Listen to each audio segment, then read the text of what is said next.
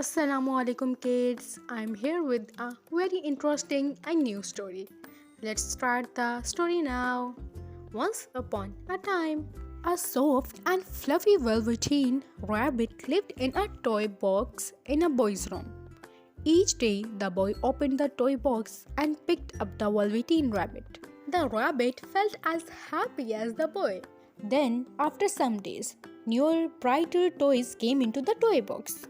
They had special tricks. Some could move when the boy pushed a button, and others bounced high. The velveteen rabbit had no special tricks or buttons. After a while, the boy started to choose the other new toys.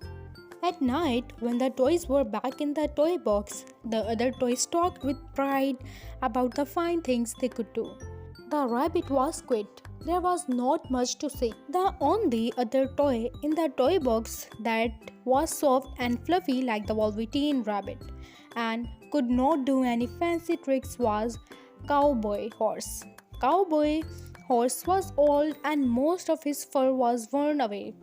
Cowboy Horse said to the velveteen rabbit, "Do not listen to the rest of them. Soft toys like us are really the lucky ones. We get loved the most, and when soft toys get loved enough, we can become real." "What do you mean, real?" said Rabbit. "Being real is the best," said Cowboy. "You can move when you want. When you are real, if you are loved, you can show love back." One day, Nana, who took care of the boy, flew open the lid of the toy box. She said in a busy tone, "Oh dear, that walking dog is missing. I must find something else for the boy." In a second, the velveteen rabbit was plopped down onto the bed with the boy. This began another happy time for Velveteen Rabbit. Each night, the boy would hold the rabbit close his arms. After all that hugging and holding, much of the rabbit's fur got matted down. Its pink nose grew less pink, but the rabbit did not care. It was happy. One day, the boy became sick. His forehead got very hot. The doctor came and went, and Nana walked back and fought in fear. Day after day, the boy stayed in bed. There was nothing for Rabbit to do but to stay in bed too, day after day. Then, at last, the boy got better. Such joy in the house. The doctor said the boy must go to the shore. How wonderful, thought the Velveteen Rabbit. Many times the boy had talked with great excitement about the shore, about its white sandy shore and big blue ocean. "What about this old bunny?" Nana asked the doctor. "That old thing," said the doctor. "It is full of scarlet fever germs. Burn it at once. Get him a new bunny." The Velveteen Rabbit was thrown into a sack along with the boy's bed sheets and old clothes and a load of junk. The sack was carried to the backyard. The gardener was told to burn the whole thing, but the gardener was too busy picking the beans and peas before nightfall, so he left the sack behind. The sack was not tied at the top, and the Velveteen Rabbit fell out. Then it started to rain. The Velveteen Rabbit felt sad, so far away from the boy, never again to be nice and cozy inside together, and now soaking wet too. A tear fell from Velveteen Rabbit's eye over his cheek. It plopped onto the grass. All at once, at the spot where the tear fell, a flower grew up.